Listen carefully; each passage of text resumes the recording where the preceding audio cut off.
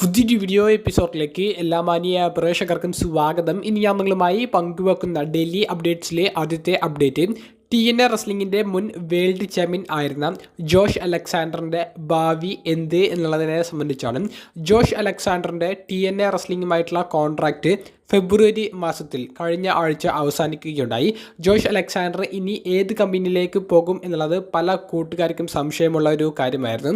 TNA റെസ്ലിംഗിലെ തന്നെ one of the best wrestler ആയിരുന്ന Josh Alexander WWEയിലേക്കാണോ AEWയിലേക്കാണോ പോകുന്നത് എന്നുള്ളതാണ് എല്ലാവരും ഉറ്റുനോക്കിയിരുന്നത്.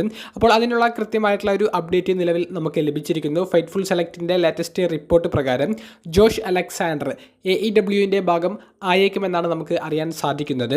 കൂടാതെ നിലവിൽ റെസ്ലിംഗ് ഒബ്സർവർ എന്ന് അറിയപ്പെടുന്ന ഡേവ് മെൽസറിൻ്റെ പുതിയ പോഡ്കാസ്റ്റിൽ അദ്ദേഹം പങ്കുവെക്കുന്ന ഒരു അപ്ഡേറ്റ് കൂടിയിട്ടുണ്ട്.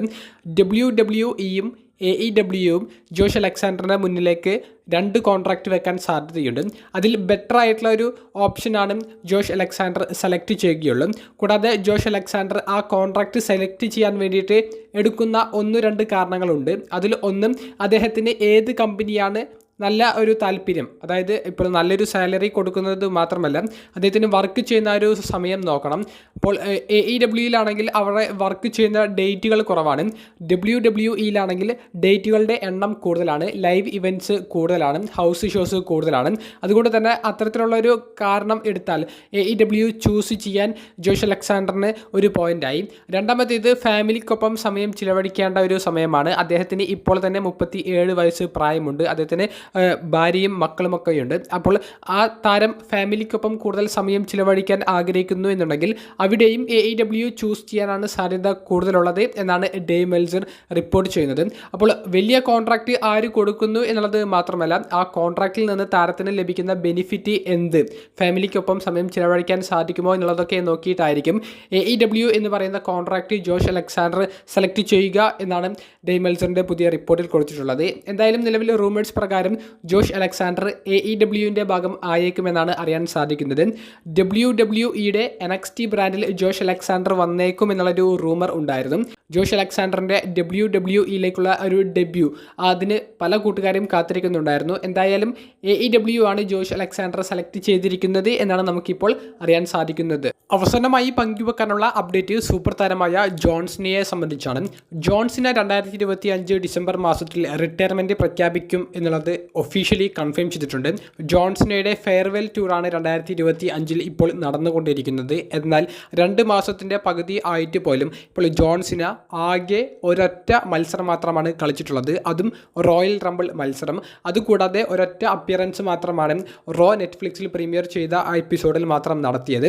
അപ്പോൾ ജോൺസിനയുടെ ഫെയർവെൽ ടൂറിൻ്റെ ഒരു അനൗൺസ്മെൻ്റ് ഒക്കെ നടത്തി ജോൺസിനെ പഴയ പോലെ ആക്റ്റീവായിട്ട് നിൽക്കുമെന്നൊക്കെ വലിയ ഒരു പ്രഖ്യാപനമൊക്കെ നടത്തിയിട്ട് പോലും ജോൺസിനെ നമുക്ക് ആക്റ്റീവായി കാണാൻ സാധിക്കുന്നില്ലല്ലോ എന്നുള്ളൊരു നിരാശ എല്ലാ കൂട്ടുകാരുടെയും മനസ്സിലുണ്ടായിരുന്നു, എനിക്കും ഉണ്ടായിരുന്നു. അപ്പോൾ അതിന് ഇപ്പോൾ ഒരു അറുതി വന്നിരിക്കുന്നു. ജോൺസിന ഇനി അങ്ങോട്ട് മാർച്ച് മാസം മുതൽ WWEയിൽ ആക്റ്റീവ് ആയിരിക്കും എന്നുള്ളത് നമുക്ക് മനസ്സിലാക്കാൻ സാധിച്ചിട്ടുണ്ട്. മാർച്ച് മാസത്തിൽ WWEയുടെ കൂടുതൽ ഷോസും നടക്കുന്നത് UK ടൂറിൻ്റെ ഭാഗമായിട്ടാണ്.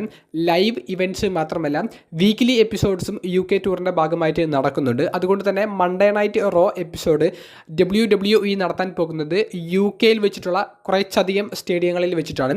അവിടെയെല്ലാം ജോൺസിനെ ഇപ്പോൾ അവർ കൺഫേം ചെയ്യുന്നുണ്ട്. മാർച്ച് 18 അതിനുശേഷമുള്ള 3 വീക്ക്ലി എപ്പിസോഡുകളിൽ മൺഡേ നൈറ്റ് റോയിൽ ജോൺസിന് അപ്പിയർ ചെയ്യുമെന്നുള്ളത് WWE സ്ഥിരീകരിച്ചിരിക്കുന്നു. അപ്പോൾ പഴയ പോലെ ആക്റ്റീവായി റെസ്ൽമേനിയയിലേക്ക് മുൻപ് ജോൺസിന വരുന്നു, മത്സരിക്കുന്നു എന്നതിൻ്റെ ഒരു തെളിവാണ് നമുക്ക് മനസ്സിലാക്കാൻ സാധിച്ചിരിക്കുന്നത്.